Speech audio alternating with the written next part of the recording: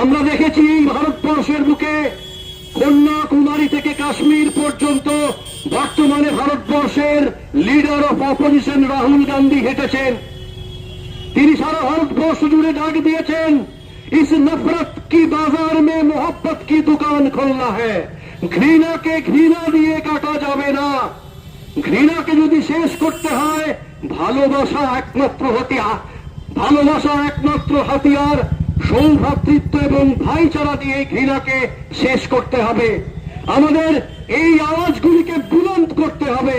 মানুষে মানুষে ভাগ করে দেওয়ার যে নীতি নিয়ে চলছে তার বিরুদ্ধে আমাদের সোচ্চার হতে হবে। এই নফরত কি বাজার মে আমাদের ভালোবাসার দোকান খুলতে হবে। এই শপথ নিয়েই আজকে আমরা এখানে একত্রিত হয়েছি।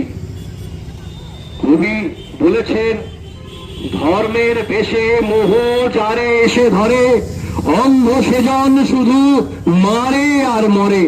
এ কথাটা আজকে আর নতুন করে আমাদের উপলব্ধি করতে হবে না। খবরের কাগজ খুললেই আমরা প্রত্যেক দিন তার নমুনা আমরা খবরের কাগজে আমরা দেখতে পাচ্ছি।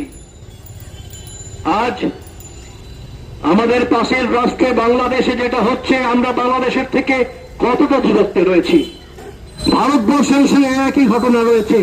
অ্যাঞ্জেল চাকমা, রামনারায়ণ বাঘেল, জুয়েল রানা, একের পর এক উদাহরণ আমাদের সামনে উঠে আসছে।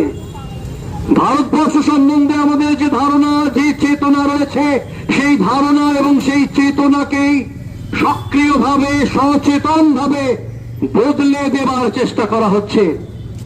তাই বিখ্যাত বাচিক শিল্পী এবং কবি দেবেশ ঠাকুরের কথায় আমি বলতে চাই, আমার ভারতবর্ষে কোন গেরুয়া রাজনীতিবিদ কিংবা ইমামের নির্দেশিকা নেই।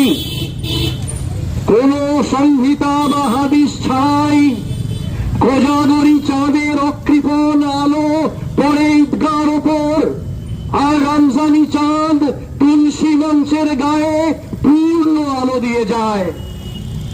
আমার ভারতবর্ষ মানে রবি ঠাকুরের মধ্যে নজরুল, রবিশঙ্কর আর আলী আকবরের যুগলবন্দি, গণেশ পাইন আর মকবুল ফিদার রঙিন ছবি।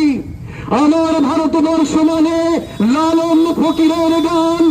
আমার ভারতবর্ষে আমি শুনেছি মোহাম্মদ রফির সঙ্গে লতার ডুয়েট, দেখেছি আজহারউদ্দিনের সঙ্গে সচিনের পাল্লা দিয়ে দৌড়, খেলার মাঠের প্রান্তে দাঁড়িয়ে শুনেছি নঈমুদ্দিনের তদারকি চিৎকার। বিজয়ন, আকিল, কুলজিৎ, বাইচুং, মঠটাকে আরো বড় কর, মঠটাকে আরো বড় করা দরকার। আমাদের মাঠ দিন দিন ছোট হয়ে যাচ্ছে, আরো ছোট হয়ে যাচ্ছে। অনেক অনেক অনেক বড় করা দরকার। নমস্কার, ধন্যবাদ।